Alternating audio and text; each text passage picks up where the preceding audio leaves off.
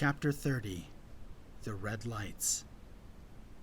They fell through space, smoke, and deafening noise. Jack felt a scraping all across his body and face. His back collided with something firm. He pinwheeled downward, then collided chest first with another one. A branch. He didn't mean to catch it. His arms and stomach curled around it, and he dangled like a sheet on a clothesline. He coughed, trying to catch his breath, which was both labored and quick. From somewhere below him, Harding let out a roar of pain. Adjusting his hold, Jack peered downward, and was instantly amazed he had heard Harding at all. A plume of smoke rose from the forest floor, orange lit against the fiery wreckage. The anax, which had landed in a clearing between the trees, writhed like a wounded creature, a black skeletal frame with a belly full of fire, pushed in uneven circles by the broken but relentless dragonfly wings. Its missing cockpit was an anguished mouth, toothless and screaming. The chop-chop-chop of the wings was joined by a whistle, loud and shrill, louder, shriller, until... The explosion was concussive. Jack shielded his face as bits of shrapnel tore through the foliage. He jerked his paw away as a triangular bit lodged into the wood like an axe head. Crackling silence followed. He stared at the now motionless remains of the anax, grabbed at the branch, and vomited. "Watch it!" said a weak voice below him.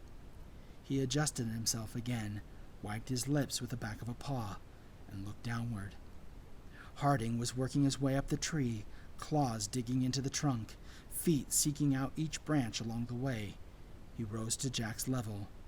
"Are you okay?" Harding asked. Unable to answer, afraid that he might sob if he opened his mouth, or maybe vomit again, Jack jerked his head side to side. No, he wasn't okay. Harding let out a sigh of understanding and looked back down. "Let's get you out of this tree." But as Jack moved to reach for him, Harding snapped a finger to his own lips, his body suddenly motionless. His ears perked up. "You stupid bag of fodder," said an angry voice. "Greenridge wanted them alive." "At least they didn't escape," said a second voice. "Escape?" said the first voice. "You disintegrated them." There was silence. Two figures moved into the light of the crackling fire. "They're dead as dead. Nobody could survive that, not without a serious hyena." "That's a possibility," the first one said. The beam of a flashlight bloomed. It swept across the snow surrounding the wreck. A second flashlight clicked to life. The lights crisscrossed the area, scanning. One of them turned upward, straight into the tree in which they had hid. The light froze, held on them. Jack's breath caught in his throat.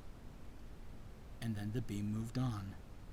"They're toast," one of the voices said, and the lights clicked off.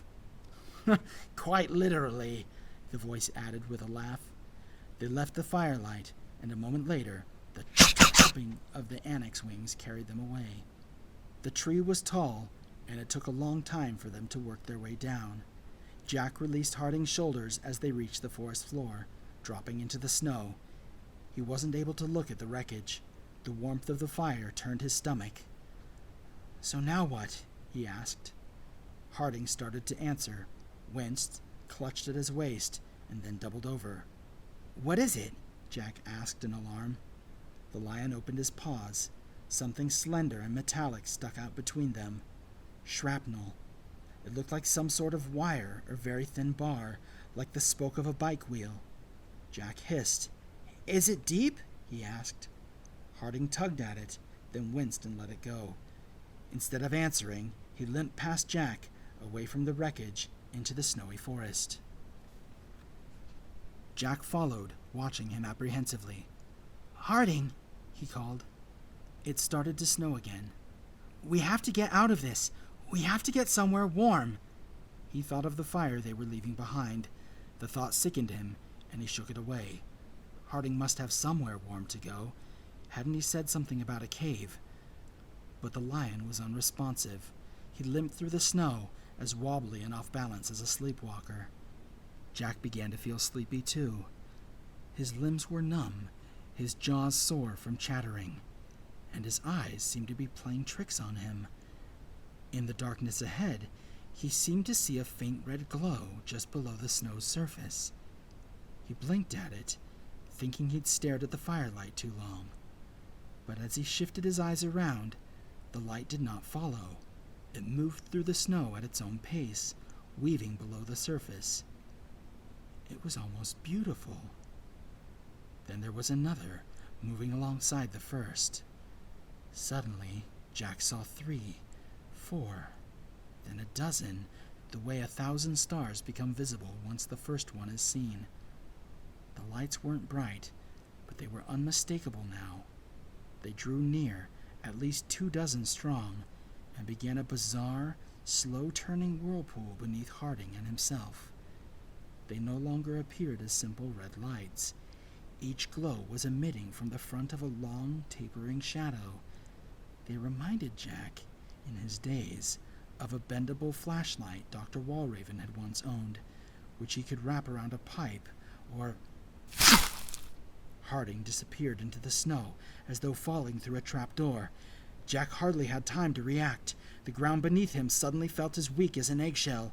It crumbled underneath his weight, and he was swallowed into the red light. He became aware of a low chorus of hissing, like sand across paper. The light swirled all around him. Something brushed his fingertips. It was warm. A tube-like shape slithered just past his face. He registered the rubbery white texture of translucent skin. Arms flailing, he half crawled, half swam backward, jerking away as his arm contacted another one. Then he felt a quick tug, a nip at his sleeve, another at his leg. There was a shrill squeal, then another, then several more. The nips turned to bites, a pinch at his neck, another at his hip. It only hurt a little. He felt sleepy. He just wanted to sleep. The weird squealing sound and the bright red light enveloped him. The tube-like shapes were slithering across him now, wrapping between his knees, under his arms. It was a nauseating feeling. He heaved, but he'd already emptied the contents of his stomach in the tree. Just then, there was a sharper pain at his back. Had one of them made it through his shirt, through his skin? Just let it be over quickly, he thought. He closed his eyes, waiting for the tearing, the burning. But instead, he felt a sudden, powerful tug. He was yanked upward, out of the red light. The tube creatures fell away from him, and he landed on his back in the powdery snow.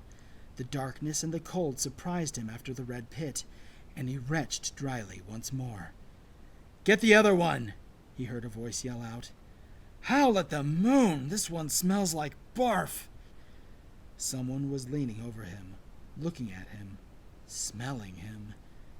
In the now faint red light, he registered a sneering coyote face.